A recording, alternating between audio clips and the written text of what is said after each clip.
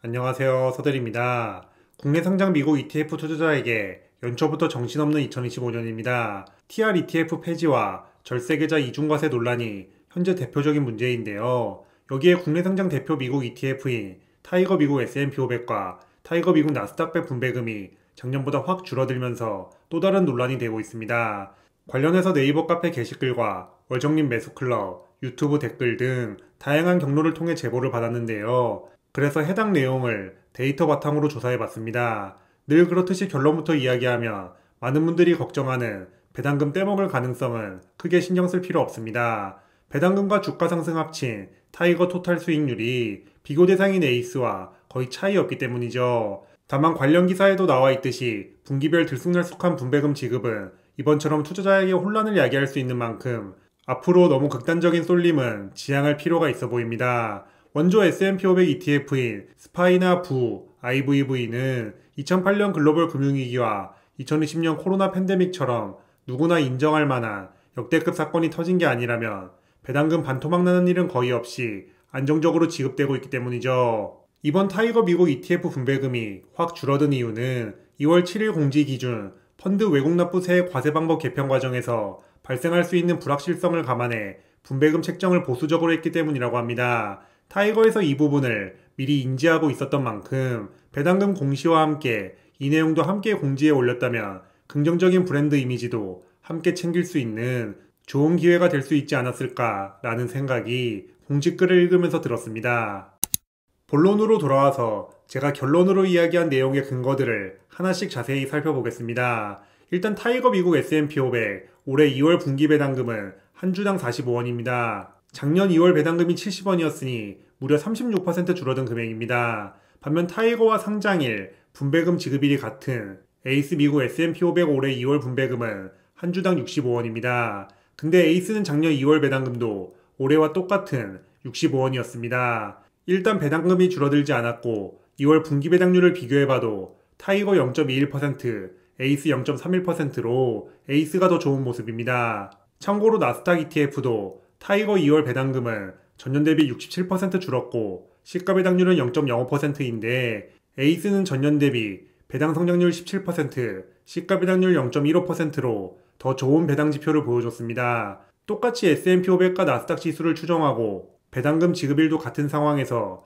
에이스는 2월 배당금이 작년과 같거나 늘었는데 타이거는 줄어버렸다 보니 기사 제목처럼 무슨 문제가 있는 거 아닌가 라는 이야기가 퍼진 것입니다. 다만 앞에서 이야기했듯이 ETF는 단순히 배당금 추세만 가지고 비교하면 안 됩니다. 타이거가 배당금은 줄었지만 시세 차익 합친 토탈 수익률은 에이스와 차이가 없기 때문이죠. ETF 실제 가치를 반영한 일별 기준가와 지급된 배당금으로 토탈 수익률 계산해보면 2025년 2월 8일까지 올해 수익률은 타이거 0.22%, 에이스 0.21%로 미세하지만 타이거가 오히려 더 좋았습니다. 2월 배당금이 작년보다 36% 줄었는데도 말이죠. 정말 단순하게 이야기해서 에이스가 배당금을 전부 다 줬다면 타이거는 공지대로 일부만 지급하고 나머지는 ETF 안에 보관 중입니다. ETF 가치인 기준가와 배당금을 합친 토탈 수익률이 에이스와 같은 만큼 타이거가 배당금을 떼먹거나 이상한 비용으로 날려먹은 게 아니라 ETF 안에 그대로 들어있다는 의미죠. 일자별 토탈 수익률로 차트를 만들어 보면 재미있는 현상을 볼 수 있습니다. 기본적으로 타이거와 에이스 둘 다 하나의 그래프처럼 똑같이 움직이다가 2월 배당금 지급을 위한 매수 마감일인 1월 23일부터 조금 차이가 발생합니다. 에이스가 더 많은 배당금을 공시했기 때문에 ETF 기준가도 더 많이 내려가면서 수익률 그래프가 타이거보다 일시적으로 낮아진 모습입니다. 하지만 배당금이 지급된 2월 3일이 되면 둘은 다시 하나로 합쳐집니다. 즉, 배당률이나 배당 성장 상관없이 타이거와 에이스 둘 중 어디에 투자했더라도 실제 수익률은 거기서 거기입니다. 2025년 두 달간은 비교 기간으로 너무 짧으니 2023년 12월 28일 종가에서 2025년 2월 8일까지 기준가 시세차익과 배당금 합친 토탈 수익률도 비교해봤습니다. 이 기간 토탈 수익률은 타이거 43.88%, 에이스 43.92%로 둘의 차이는 고작 0.04%포인트입니다. 마찬가지로 차트를 그려보면 거의 하나의 선처럼 보입니다. 중간에 조금씩 차이나는 기간도 있지만 이 정도면 둘 다 같은 종목이라 봐도 됩니다. 이처럼 올해 2월 타이거 분기 배당금이 작년보다 무려 36%나 줄었지만 타이거가 배당금을 떼먹었다거나 ETF에 문제 생겼다 볼 수 없기 때문에 타이거 모아 가시는 분들이라면 이런 부분은 걱정할 필요 없습니다. 배당금이 덜 나온 만큼 배당락일에 ETF 주가는 덜 떨어지면서 토탈 수익률은 둘이 똑같기 때문이죠. 만약 에이스 배당금은 그대로인데 타이거 배당금만 줄어든 게 문제라면 많은 분들이 모아가는 부와 IVV도 이 관점에서는 문제 있는 ETF가 될 수 있습니다. 연도별 배당금을 보면 스파이는 최근 10년간 배당금이 한 번도 감소한 적이 없습니다. 매우 아름다운 우상향 그래프를 자랑하죠. 반면 부와 IVV는 2020년 코로나 팬데믹 때 연간 배당금이 줄어든 적이 있습니다. 부는 2020년 연간 배당금이 줄었고 IVV는 2016년, 2020년, 2021년 3번이나 연간 배당금이 줄었습니다. 똑같이 S&P 500 추종하는 ETF인데 말이죠. 하지만 아무도 부와 IVV를 의심하진 않습니다. 오히려 부는 2024년에만 1000억 달러 넘는 자금이 유입되면서 이 기세면 올해 세계 최대 ETF 등극이 유력한 상황이라고 합니다. 스파이는 1월, 4월, 7월, 10월 배당금 나오고 부와 IVV는 3월, 6월, 9월, 12월 배당금 나오니 부와 IVV만 가지고도 분기별 배당 성장률을 비교해봤습니다. 물론 둘도 배당금 지급일과 배당 기준일이 조금씩 다르지만 IVV는 2024년 12월 배당금이 11% 늘었는데 부는 오히려 3% 줄었습니다. 미국 역시 같은 지수를 추종하는 ETF라도 자산운용사별로 배당 성장률이 조금씩 차이 나는 만큼 단순히 증감률만 가지고 비교하는 것은 크게 의미 없습니다. 앞에서 살펴본 것처럼 ETF 성과 비교는 기준가와 배당금을 함께 봐야 하는 이유입니다. 그리고 이런 부분이 ETF 배당금을 받아 생활비로 쓰려는 투자자들에게 한 가지 아쉬운 점입니다. 코카콜라 같은 미국 우량 배당 주식은 회사에 문제가 생기지 않는 한 한 주당 분기 배당금이 정해져 있고 배당금 인상하는 시점도 어느 정도 예상이 되지만 ETF는 그런 게 없습니다. ETF는 배당금 지급일이 다 돼서야 한 주당 배당금이 얼마인지 발표됩니다. 당연히 배당금 예측도 쉽지 않습니다. ETF로 분산 투자하기 때문에 투자 자체의 안정감은 올라가지만 역설적으로 현금 흐름 안정감은 떨어질 수밖에 없는 구조입니다. 저희 월급이 회사 실적에 따라 매월 조금씩 달라지고 심지어 정확한 금액도 월급 이틀 전에 알려준다 생각하면 대략 어떤 느낌인지 감이 오실 겁니다.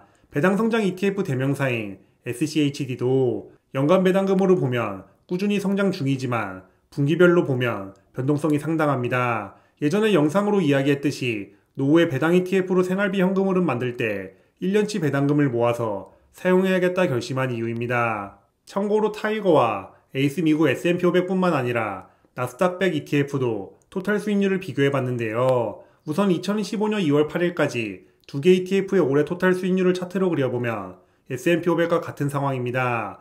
매수 마감일이었던 1월 23일부터 배당금 지급일이었던 2월 3일 전까지 타이거 토탈 수익률이 높고 앞뒤로는 둘의 움직임이 거의 비슷합니다. 올해 1월 23일까지 토탈 수익률이 타이거 0.72%, 에이스 0.82%로 타이거가 딱 배당률 차이만큼 수익률이 좋습니다. 기간을 조금 더 늘려서 2024년 1월부터 2025년 2월 8일까지 두 개 ETF 토탈 수익률을 차트로 그려봐도 S&P 500과 같은 상황입니다. 하나의 ETF처럼 보일 정도로 둘의 토탈 수익률이 비슷합니다. 분기 배당률은 서로 조금씩 다르지만 둘 중 어느 ETF 투자하든 토탈 수익률이 같은 만큼 타이거 미국 ETF 모아가는 분들이나 에이스 미국 ETF 모아가는 분들 모두 걱정할 필요 없이 지금처럼 모아가시면 됩니다. 시가총액이 크고 거래량 많은 ETF를 선호하면 타이거, 규모는 타이거보다 작지만 상대적으로 고른 배당금 지급을 선호하면 에이스, 이런 식으로 선택하셔도 될 것 같습니다. 이처럼 매월 배당률이 얼마인지 혹은 배당금이 얼마나 성장했는지만 가지고 ETF를 단순 비교하면 더 좋은 ETF가 무엇인지 정확하게 판단할 수 없습니다. 나머지 지표가 전부 같다는 전제하에 더 고르게 배당금 지급하는 ETF가 어디인지 판단하는 기준은 될 수 있겠지만요. 만약 ETF 운용 성과를 제대로 비교하고 싶다면 제가 영상에서 계산한 것처럼 기준가와 배당금을 합친 토탈 수익률을 매월 점검해 보는 것을 추천합니다. 특히 기준가는 총 비용을 반영한 ETF 찐 수익률 지표인 만큼 성과를 측정하거나 다른 ETF와 비교할 때 가장 기본이 되는 판단 지표입니다. 참고로 영상에서 사용한 데이터는 네이버 카페에 엑셀 파일로 업로드해뒀으니 저처럼 직접 계산해보고 싶은 분들이라면 고정 댓글 링크를 참고해주세요.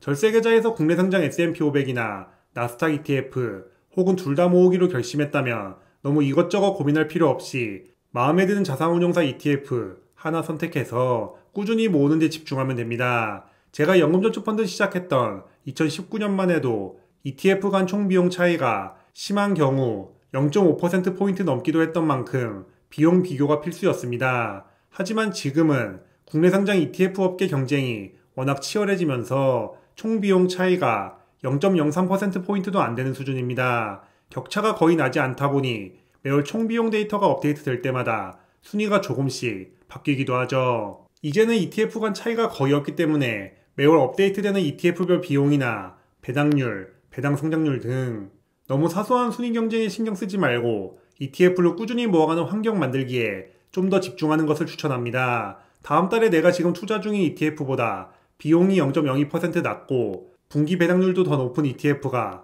나타났다 가정해 보겠습니다. 기존 종목을 다 팔고 갈아타봤자 수익률 차이는 없을 겁니다. 오히려 거래 수수료와 호가 스프레드로 가만히 있는 것보다 손해볼 확률이 훨씬 높습니다. 결정적으로 그동안 쌓았던 수익률이 매도와 동시에 0% 되기 때문에 하락장에서 버틸 수 있는 심리적 방파제만 사라질 뿐입니다. 제가 예전에 타이거에서 에이스로 갈아탈 때도 타이거를 굳이 팔지 않고 에이스를 새로 모으기 시작했던 이유입니다. 타이거, 코덱스, 에이스, 라이즈 다 좋으니 요즘 특히 늘어난 ETF 소음에 귀를 닫고 목표 자산까지 꾸준히 모아가는데 집중하는 것을 추천합니다. 저 역시 그럴 생각입니다.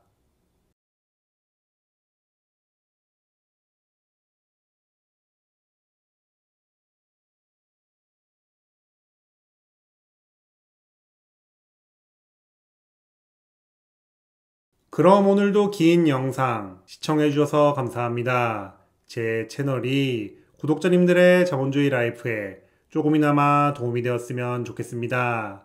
지금까지 서대리였습니다.